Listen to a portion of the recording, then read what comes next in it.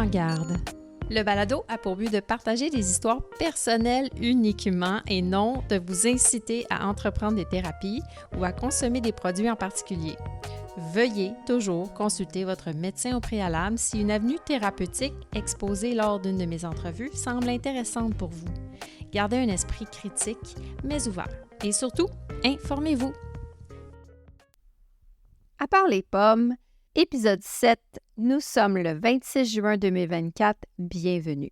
Cette semaine, je m'entretiens avec une amie qui a eu un diagnostic de cancer colorectal à l'âge de 46 ans.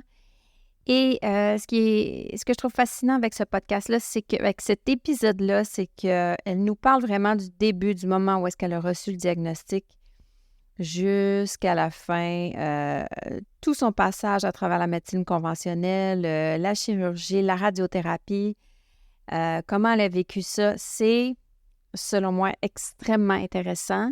Et sachez qu'aujourd'hui, on fait un petit spécial, un épisode partie 1 sur 2 parties. Donc, partie 1, cette semaine, on va parler justement du développement de la maladie, les gens qu'elle a rencontrés, qu'est-ce qu'elle a fait, etc. La partie 2, on va toucher plus la portion stomie. Donc, on va parler stomie, le fameux sac qui est à l'extérieur du corps qu'on attache après un bout d'intestin. On va démystifier ça, on va rendre ça cute parce que, oui, ça sonne... Et, tu sais, on n'est pas à l'aise avec ça, mais après, comment elle va nous l'expliquer, très honnêtement, je trouve que c'est beau de voir ça. C'est beau de voir qu'on peut se sentir bien avec un sac. Et puis voilà, si jamais vous avez des questions, vous pouvez m'écrire, je pourrais les transmettre. Si vous voulez participer au podcast, s'il vous plaît, écrivez-moi. Si jamais vous voulez vous abonner, faites-le. Ça va être super gentil. Alors, je vous souhaite une très bonne écoute. All right, come on, get the news over with. I want to hear the music.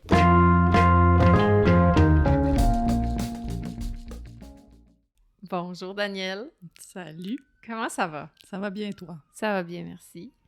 Très contente que tu sois là. Merci de l'invitation. Ça fait plaisir. Nous, on se connaît, ça doit faire... Quoi, au-dessus de 5 ans, j'ai l'impression? Comme il faut, Comme au moins. il faut, ouais. Puis, Danielle a accepté de venir se joindre à mon podcast pour nous raconter son histoire, les défis qu'elle a eus, la maladie à travers laquelle elle a passé et qu'est-ce qu'elle a fait à travers ça. Et fait que on va aller dans le vif du sujet.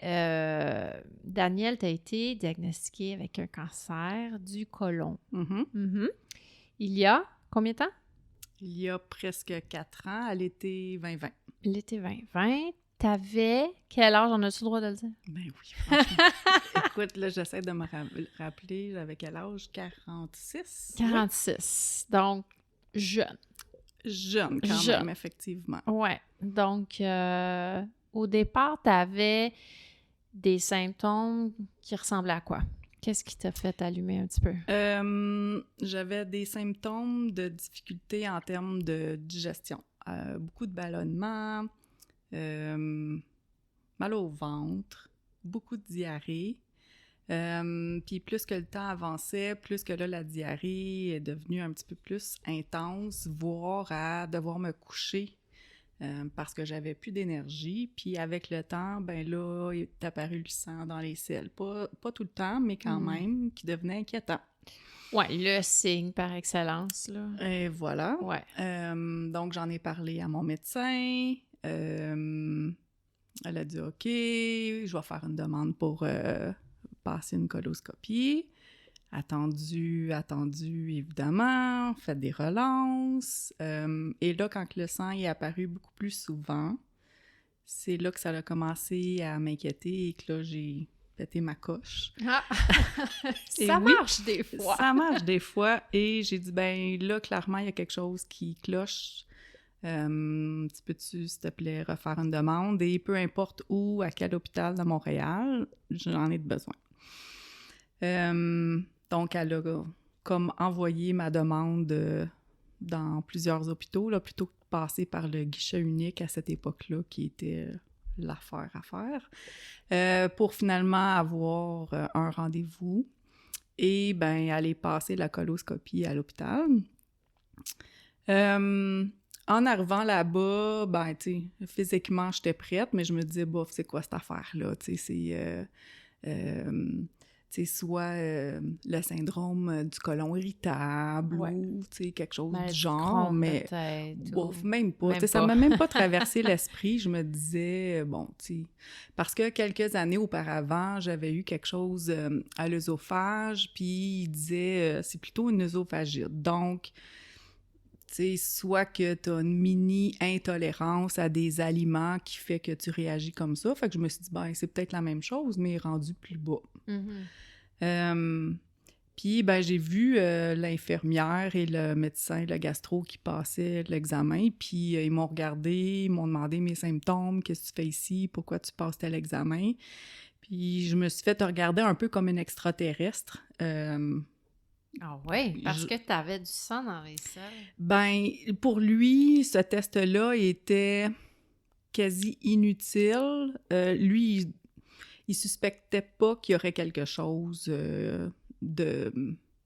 Qu'on verrait quelque chose. Ouais, exactement. Puis là, c'est une coloscopie, donc la fameuse caméra. Ouais, la caméra qu'on passe par en bas. qui est super... ouais, qui est... Ben, puis honnêtement, c'est pas si tant pire. C'est la préparation qui est assez intense, parce que il faut que faut que tu te vides plusieurs fois à l'intérieur de quelques journées. Tout ce que tu ingères, ça ressort tout de suite. Je sais pas si vous mangez, mais bon appétit! C'est ça. C'était plutôt cette expérience-là qui était intense et désagréable que vraiment. La caméra. Fait que, tu sais, je m'installe à la salle d'examen, puis là, il m'explique un peu le fonctionnement de l'examen, qu'est-ce qui va se passer. Tu sais, il donne un petit peu de sédation pour te calmer un petit peu, là, pour pas que tu sois tendu, on s'entend. Puis tout de suite, ben, tu sais, il y a comme un moniteur, une télé où tu vois ce qu'il est en train de faire. Télé-réalité. Télé-réalité intense, effectivement.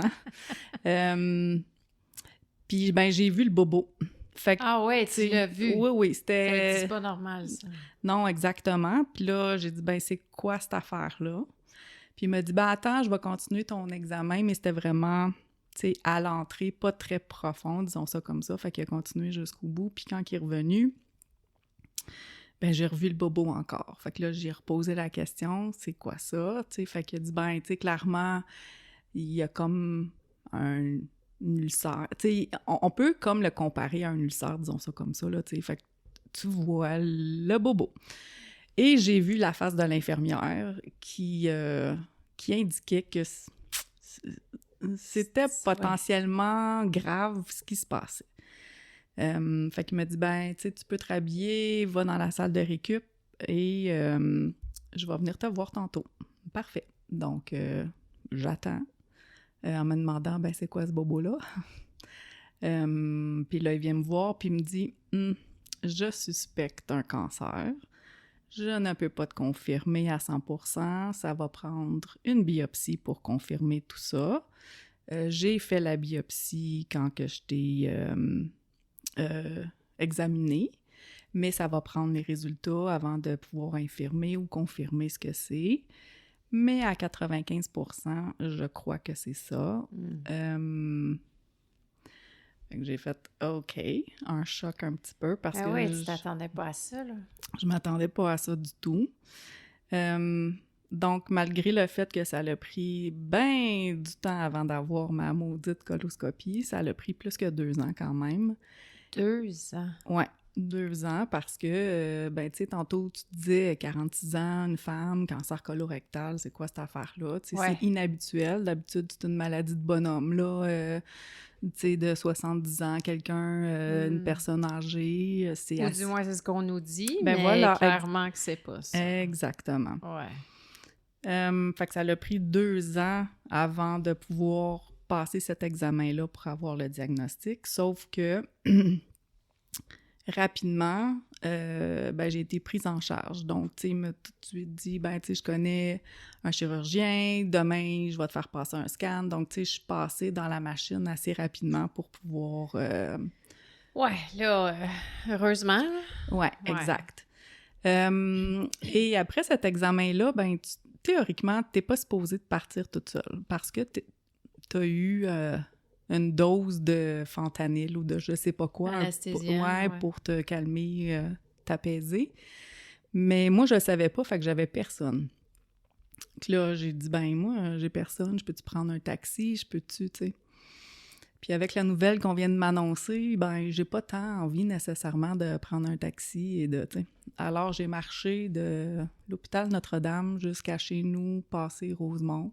OK, ouais. Parce que là, j'étais comme en état de choc un petit peu, disons ça comme ça. Oui, vraiment. Tu sais, je sais pas si tu te rappelles l'annonce à la télé qu'on voyait à une époque où c'était un couple qui était assis devant le médecin, puis le médecin disait monsieur, madame, vous avez le cancer, puis la personne tombait à la renverse. Oui, je me rappelle très bien. C'est un petit peu ça qu'on vit, en tout cas, moi, j'ai vécu. Même si on l'a pas dit exactement parce que la biopsie n'était pas là, mais tu te fais dire 90-95%, c'est sûr, c'est ça, là. Exactement. Puis, tu sais, je l'ai vu le bobo, là. Fait que c'est pas comme si on me dit « Ah, t'as une tumeur. » Mais tu sais, là, je le vois de mes yeux. Je suis pas médecin, je suis pas capable de dire « Oui, c'est une tumeur de tel type. » C'est pas trop cute. Mais, tu sais, je voyais un bobo. Ouais. Fait que c'est sûr que la petite marche, ça m'a... Je me suis sentie comme dans un brain fog, si je peux me permettre, là, le cerveau complètement déconnecté de c'est quoi cette affaire-là, qu'est-ce qui se passe, c'est vraiment dans ma tête à marcher tout ce temps-là. Puis là, je me suis dit, tu sais, qu'est-ce qui va se passer? Qu'est-ce qui va arriver? Qu'est-ce que ça veut dire? À qui je dis ça? Est-ce que j'appelle telle personne? Est-ce que ça va les inquiéter? Fait que, tu sais, je sais pas, marcher, ça a pris plus qu'1 heure, là, à arriver chez nous, puis là, me dire, OK, qu'est-ce que je fais? Tu sais, qu'est-ce que je fais maintenant? Puis c'est un peu le seul moment où je me suis permis des émotions, disons ça comme ça. Ah ouais? Fait que cette après-midi, soirée-là, j'ai pleuré un peu, j'ai contacté des amis, j'ai parlé au téléphone. Je pourrais pas te dire exactement à qui. Mais je me suis permis un petit peu d'émotion là. Puis après ça, je me suis mis en mode action. Fait que... dans ta nature de réagir et de dire « OK, on fonce, go ». Exactement. Ouais. Donc, je me suis mis à lire sur Internet les différents sites associés au cancer colorectal. Qu'est-ce que ça veut dire? C'est quoi les différents stades, les différents grades? Qu'est-ce que c'est? Le scan, qu'est-ce qui va se passer? Bon, tu sais. Fait qu'après ça, j'ai fait tous les autres examens qu'il fallait, c'est-à-dire le scan, les prises de sang, puis éventuellement, rencontrer le chirurgien. Parce que rendu là, pendant ça, tu as finalement eu ton résultat de biopsie et c'était confirmé. En fait, c'est le chirurgien qui me l'a annoncé. Fait que, tu sais, le gastro qui a passé la colo m'a envoyé tout de suite passer tous ces tests-là, mais la personne qui m'a confirmé le diagnostic, c'était vraiment le chirurgien. Puis même, il me l'a confirmé sans avoir reçu le résultat de la biopsie parce que... c'est ça. Comme l'autre, il était pas mal sûr. Voilà, tu sais, il avait vu les photos, puis il me repassait un autre examen quand moi, j'étais dans son cabinet de médecin. Puis là, il m'a dit, je confirme que, tu sais, j'ai pas besoin d'attendre la biopsie, on part la patente. On part la machine. Et là, la machine veut dire, on va... Puis quand tu commences ce processus-là, c'est là que tu te rends compte qu'il y a plein d'affaires que t'es pas au courant et que, tu sais, j'ai beau être éduquée dans la vie, là, mais tant aussi longtemps que tu vis pas quelque chose de ce genre-là, t'es pas au courant des différentes associations, t'es pas au courant de comment l'hôpital ça marche, de les spécialistes, de tous ces soins-là, tant aussi longtemps que tu l'as pas vécu, en tout cas, moi, j'étais dans le noir complètement. Ouais. Mais je pense que même si tu le sais, tu le sais même pas à quel point. Ouais. Fait que là, il m'a dit, ben, tu sais, tu vas rencontrer un autre spécialiste parce que selon ton genre de cancer, où il est placé, le potentiel stade dans lequel tu es, ben, la radiothérapie serait un des traitements à faire souhaités avant une chirurgie pour pouvoir rapetisser le plus possible la tumeur et permettre de préserver tes voies naturelles. Donc là, on m'annonce à 46 ans que potentiellement, ben, je vais me retrouver à peut-être plus être capable d'aller aux toilettes normalement. On m'annonce que, ben, avec la chirurgie, il va falloir que j'aie un sac temporaire, probablement. Il va décider sa table d'opération, mais à 90%, je vais avoir un sac. Fait que moi, je suis pas mal plus traumatisée du fichu sac que du cancer parce que, ben, j'ai vu ma mère passer à travers ça. Je me rappelle comment elle a vécu son expérience avec une stomie. C'était pas la joie, c'était pas jojo. Fait qu'on m'ajoute cette couche-là en plus du diagnostic, mais on dirait que le cancer est dans le fond de mon esprit quand on me parle d'une stomie. Alors, ça a pris la place. Ça a pris toute la place de « Oh non, je vais vivre ce calvaire-là », en plus de passer à travers les soins du cancer. Finalement, il y a on appelle ça en anglais un tumor board. Donc, c'est comme un comité de spécialistes qui se rassemblent, chirurgiens, oncologues, radio-onco, pour évaluer le cas du patient, qui était moi, puis essayer d'identifier, ben, c'est quoi les traitements possibles et potentiels selon ton état de santé, ton âge, le grade, le stade, quel genre de cancer, etc., etc. Puis, ben, moi, j'étais en vacances pendant ce temps-là. Il m'avait prévenu qu'il m'appellerait après le tumor board pour me dire, ben, voici maintenant, c'est quoi la suite des choses, comment on va traiter tout ça. Fait que j'étais en vacances aux Îles-de-la-Madeleine et le chirurgien qui m'appelle pour me dire « Tumor board, parfait, donc on recommande 2 ou 3 options. Soit tu fais rien, mais pour moi, c'était pas une option viable. Si je faisais rien, ben le cancer, il était pour augmenter, se dégrader. Mais il t'a quand même donné l'option de ne rien faire. Ben oui. Eh ben. Mais c'est pas la première option qu'il m'a présentée, évidemment. Non, clairement, mais je suis quand même impressionnée qu'il offre cette option-là. Ouais. Après ça, ce qui était certain, c'était la chirurgie. Ça, c'était sûr, parce que c'est la seule façon dans mon cas de cancer à moi où c'était pour être retiré. Et là, il proposait la radiothérapie. Donc, il y a 2 genres de radiothérapie, soit un cycle court, qui est 5 jours, mais intense, et 5 jours consécutifs. Sinon, thérapie longue, qui dure 35 jours, je crois, si ma mémoire ne me fait pas défaut, à des dosages un petit peu moins intenses, mais ça dure plus longtemps, donc c'est exponentiel à la fin du traitement, en fait.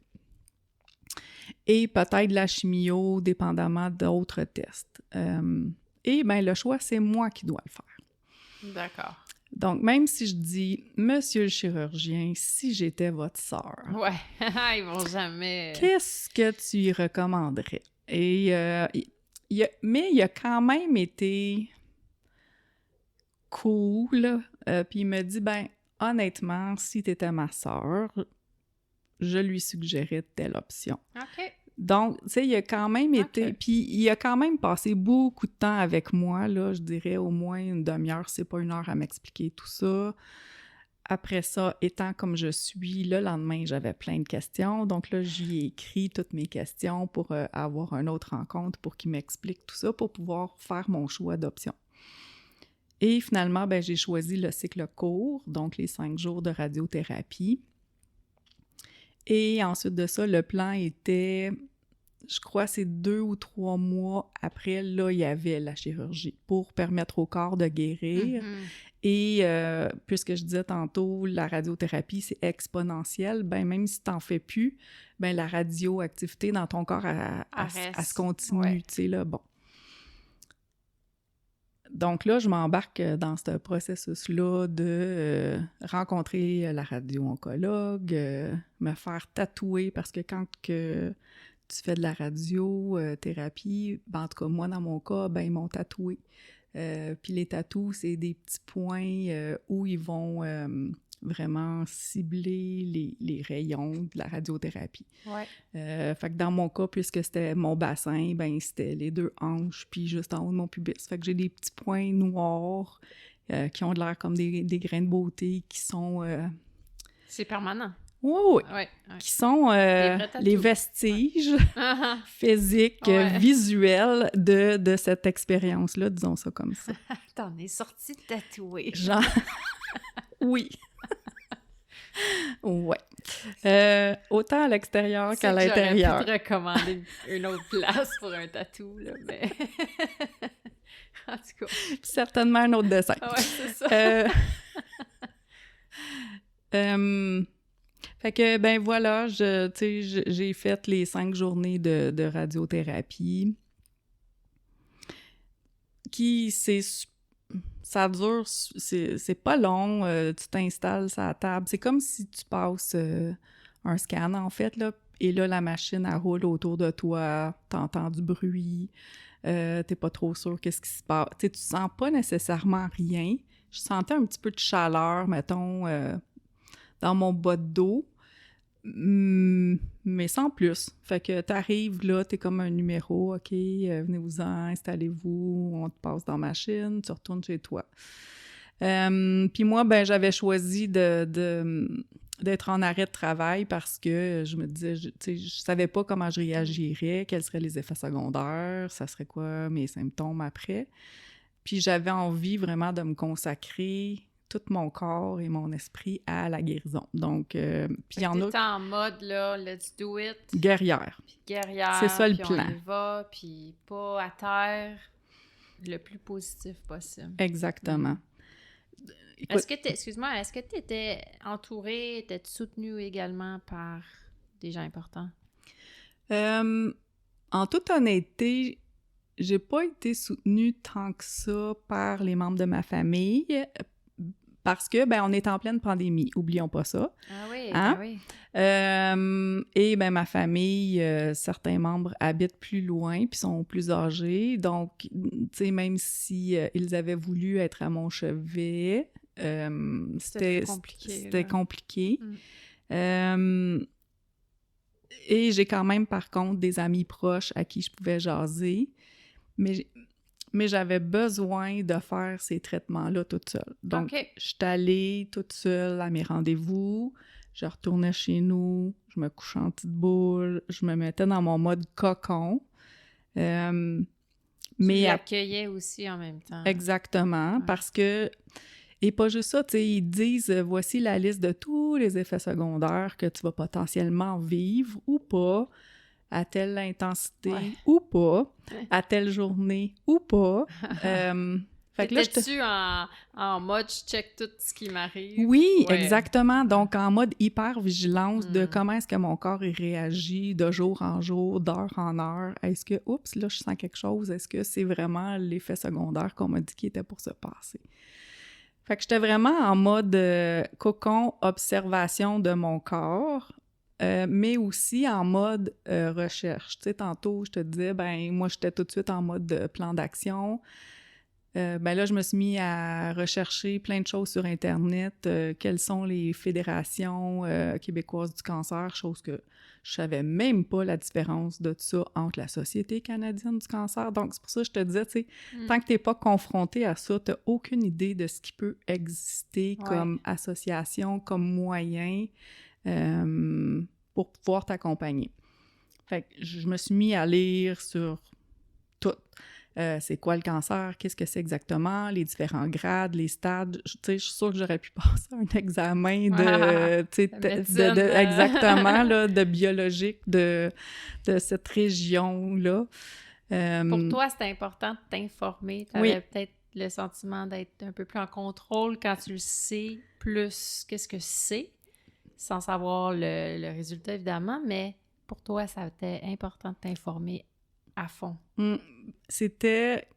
T'as utilisé le mot « contrôle ». Être en contrôle, ben c'était exactement ça.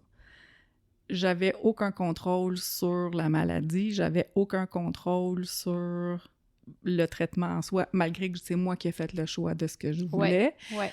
Mais quand même, donc, je me suis dit, je vais prendre le contrôle sur ce que je peux contrôler. Ouais, donc, m'informer, mes connaissances, mes compétences pour pouvoir poser les questions aux professionnels quand je les rencontre, pour pouvoir m'équiper le plus possible à affronter ce qui s'en vient. Ouais. Et là, ben justement, j'étais allée à la Fédération québécoise du cancer pour me rendre compte qu'il y avait plein de services. Fait que j'ai fait de l'art-thérapie et j'ai rencontré quelqu'un qui a mon âge, à peu près 1 an de différence, qui vivait la même chose que moi. La seule différence, c'est que moi, j'étais un petit peu en avance d'elle sur les traitements. Donc ça m'a beaucoup aidé à pouvoir partager ça avec quelqu'un qui vivait la même chose que moi, mais surtout, tu sais, elle m'appelait son phare parce que j'étais en avant d'elle, donc je pouvais lui dire, puis j'étais une personnalité assez authentique, fait que je disais, là, ça va faire mal, telle affaire va s'en venir, reste pas surpris, c'est normal, ça va arriver, ou ça fait mal en astique, ou ça va être désagréable, mais on dirait que ça me permettait justement de pouvoir partager avec quelqu'un qui vivait un petit peu la même chose que moi, mais aussi potentiellement de l'accompagner là-dedans. Fait que ça a été un petit peu mon moyen de guérison en même temps. Le premier. Un baume sur le cœur de pouvoir accompagner quelqu'un. Est-ce qu'à l'inverse, tu penses qu'être dans sa position t'aurait aussi apprécié, ou le fait d'être celle en avant, c'est plus ta personnalité, puis c'est ça qui t'a aidé? Ouais, plus. Elle fait dire oui. J'allais répondre, j'ai hoché de la tête. Ben, oui, c'est vrai que j'aime ça être au-devant de. Tout le temps dans ma vie, dans plein d'expériences. Par contre, peut-être que ça aurait été bénéfique pour moi d'être en arrière pour avoir quelqu'un qui potentiellement pourrait prendre soin de moi. Être au centre, finalement. Oui, plutôt... Suivre quelqu'un puis le montrer à quelqu'un d'autre. Exactement. Ouais. Mais bon, on le saura jamais. Fait qu'elle, ça a été quelqu'un avec qui, tu sais, j'ai pu partager ça, avec qui j'ai... Puis c'est quelqu'un qui me comprenait. Tu sais, j'ai beau avoir les meilleurs amis du monde, là, mais si je disais « Hey, aujourd'hui, ça va pas, j'ai mal, je me sens inconfortable, je m'assis à la toilette, je suis toute en sueur, j'ai envie de brailler », ben là, le monde me regardait « OK », tu sais, avec une compassion ou un certain degré d'empathie, mais ils n'ont aucune Christie d'idée. Ce que tu vis. Exactement. Donc, ça, c'était encore plus aidant de pouvoir le partager avec quelqu'un qui vivait la même chose que moi. Fait que, tu sais, ce que j'ai fait, c'est que j'ai essayé de profiter le plus possible de tous ces services-là que cette fédération-là pouvait offrir. Fait que l'art-thérapie, moi, je suis zéro artiste dans la vie, là. Beaucoup dans ma tête. Mais, tu sais, justement, me permettre à chaque semaine, d'avoir une thématique, puis d'être, tu sais, dans mon cœur et d'essayer avec la créativité d'évacuer potentiellement ce que je ressentais. C'était quoi? Y avait-tu toutes sortes de médiums, ou c'était principalement, exemple, la peinture? C'était quoi? Ben, en fait, étant en pandémie, c'était en télé, en Teams, disons ça comme ça. Fait que c'était avec les médiums que j'avais moi à la maison. Et étant zéro artiste, ben, j'étais allée m'acheter une boîte de crayons Crayola en bois. J'avais des crayons de cire, puis selon comment je me sentais dans ma journée, ben là, j'y allais en dessin. Et à chaque semaine, ben, c'était tout le temps une thématique, puis pas nécessairement associée au cancer, là. La thérapeute arrivait, bon, ben aujourd'hui, tu sais, il y en a une, c'était aujourd'hui, vous rencontrez vous marchez dans le parc, puis il y a quelqu'un qui est assis sur un banc de parc, vous allez vous asseoir avec. C'est qui? Fait que là, dessiner ça, puis ensuite de ça, ben, il fallait présenter à l'écran notre œuvre et l'expliquer, mais aussi entendre ce que les autres participants trouvaient de notre œuvre. Pas en temps... pas au niveau du talent, non. Ton dessin, c'est de la merde, je comprends rien, c'est laid ou c'est super beau, mais plutôt ton dessin m'inspire telle affaire ou telle chose que tu mets, ça me fait sentir telle émotion. Okay. Donc, c'était surtout ça comme intention, je crois, de pouvoir nous permettre de sortir nos émotions. Ah, c'est beau! Ouais, c'était vraiment le fun. Mais aussi, tu sais, je pense qu'on était 8 à l'écran. Ça m'a aussi permis de relativiser parce qu'il y avait des gens qui étaient pas mal pires en termes de situation que la mienne. Donc, c'est venu encore plus créer une force de, ben, tu sais, telle madame, là, ben, elle est en fin de vie, là. Ouais. Tu sais, fait qu'elle s'en sortira pas. C'est plate, mais ça nous aide beaucoup. Ben oui, à se Ouais. comparer. Puis, ben justement, il y en a un des messieurs qui est décédé pendant la période, tu sais, où on... T'avais tes cours. Hein. Ouais, voilà. Fait que ça m'a quand même beaucoup aidé à évacuer l'émotion, puis à...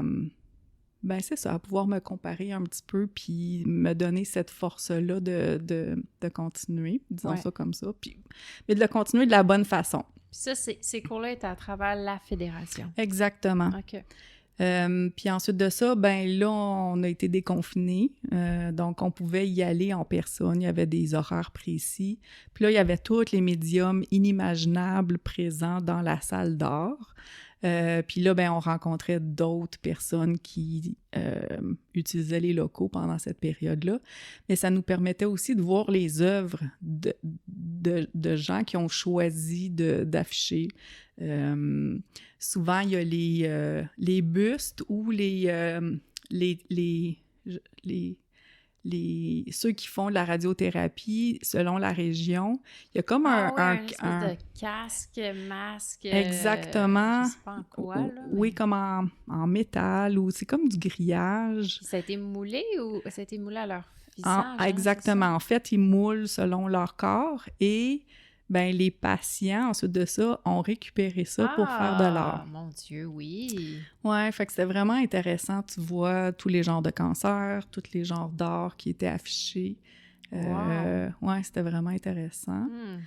Hormis ça, ben il offrait d'autres services comme des kinés. Alors ça aussi, c'était un des focus que je me suis dit... Kinésiologie. Ouais, voilà, donc l'exercice. Donc, il y a eu un programme pendant le confinement, justement, de le faire à distance. Encore une fois, s'adaptait selon ton degré d'énergie, ton état, assis ou debout. Bon, tu bougeais. Tu n'avais pas besoin de poids ou rien, c'était ton propre corps. Exactement. Qui bougeait. Ouais. Puis en même temps, beaucoup d'outils sur la gestion de ton énergie, la gestion de ta batterie. Habitué de travailler, faire des heures de malade, rouler à 100 000 à l'heure constamment. Là, le focus était mon corps, mon énergie et de bien gérer cette énergie-là parce que c'est pareil comme une batterie de cellulaire. Quand ça tombe à plat... Quand il fait froid, ça tombe. Non, c'est vrai. Ouais, ou quand il fait 45 degrés dehors, là, ça surchauffe, t'es dans la merde. Ouais, c'est ça. Fait que beaucoup de trucs par rapport à ça. Donc, puis aussi des trucs pour la gestion de l'anxiété ou la gestion du stress. Mais ça, c'est tout le kiné ou... Ouais, wow. vraiment, il y avait... une rencontre juste associée à ça pour aider à bien gérer ces éléments-là. OK. Puis ensuite de ça, ben après la séance, sinon il y avait, une fois qu'on a été déconfinés, ben là, on avait accès individuellement avec un kiné pour faire une routine, encore une fois, selon ton état à toi de santé et ce que tu souhaitais faire. Fait que c'était comme dans un gym-ish? Ben justement, c'est dans les locaux ici à Montréal. Ils ont des chambres pour ceux qui habitent en région et ont besoin de faire des traitements. Fait que c'est comme un genre de mini-auberge, si on veut. Puis dans cette bâtisse-là, ben il y a des locaux où tu as l'art-thérapie, un mini-gym, justement, avec le kiné.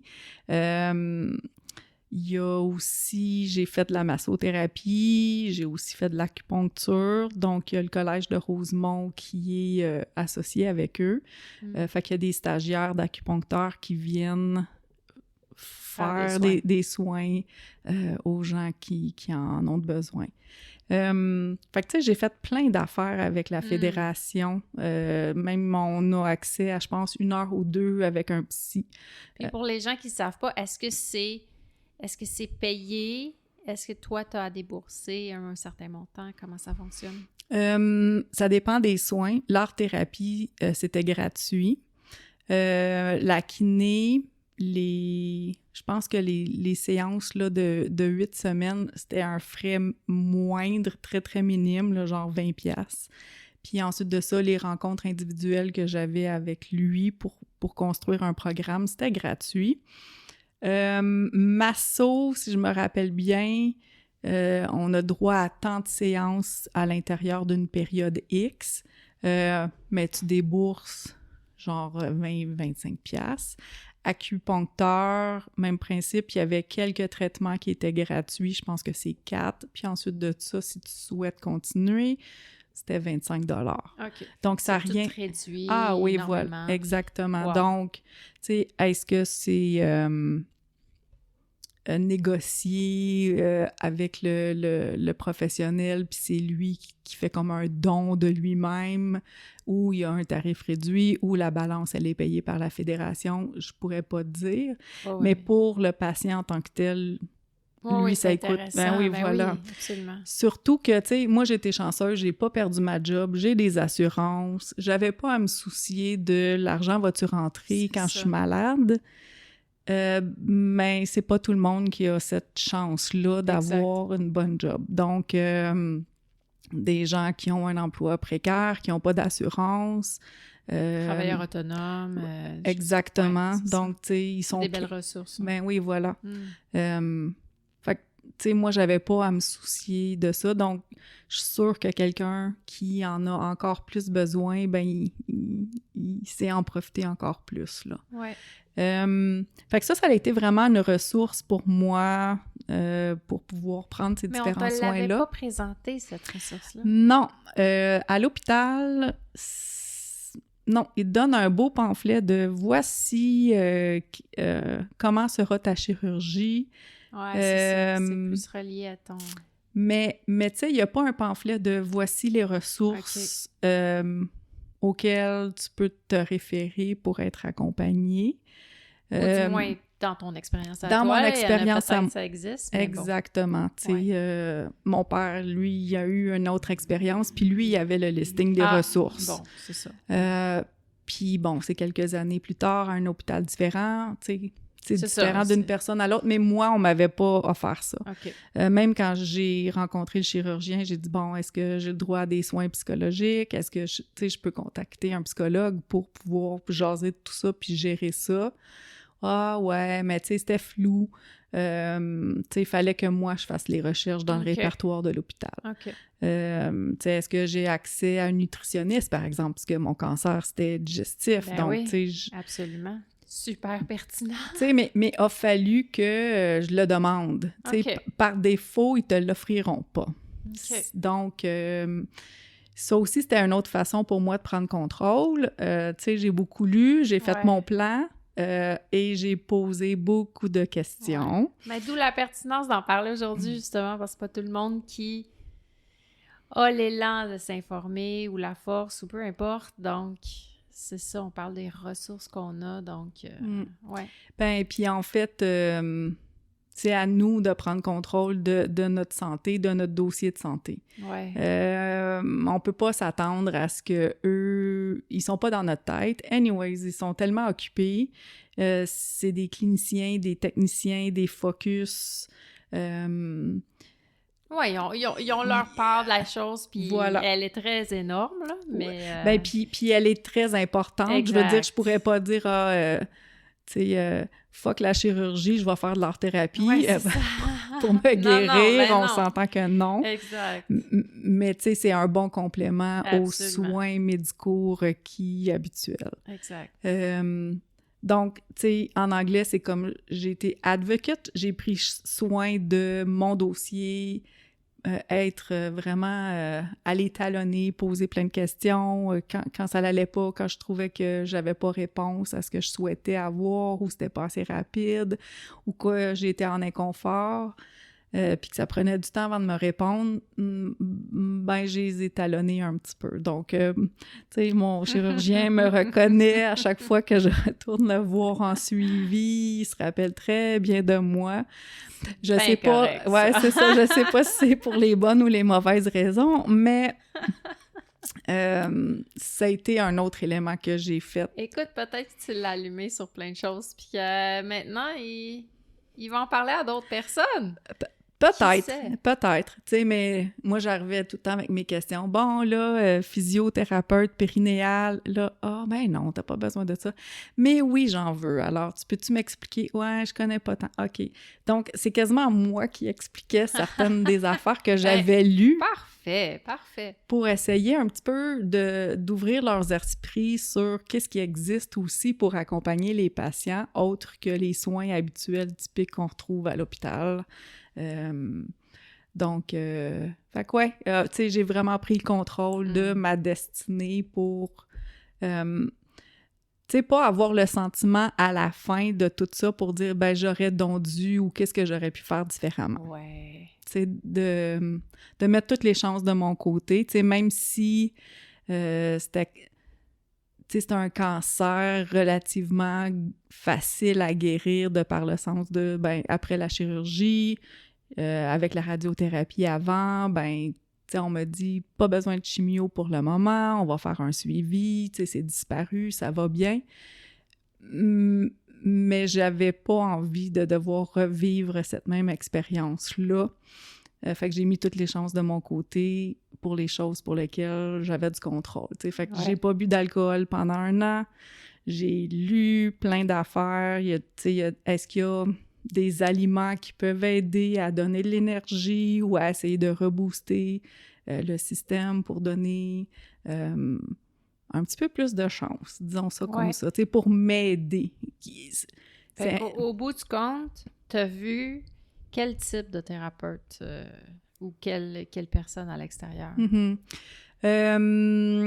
Acupuncteur, parce que, en fait, j'ai eu 2 chirurgies. La première chirurgie, c'était pour retirer le cancer, mais comme je disais tantôt, 90% des chances, on venait m'installer une stomie. La stomie, oui, je voulais revenir sur la stomie. Là. T'as mis un suspense là-dessus. La stomie.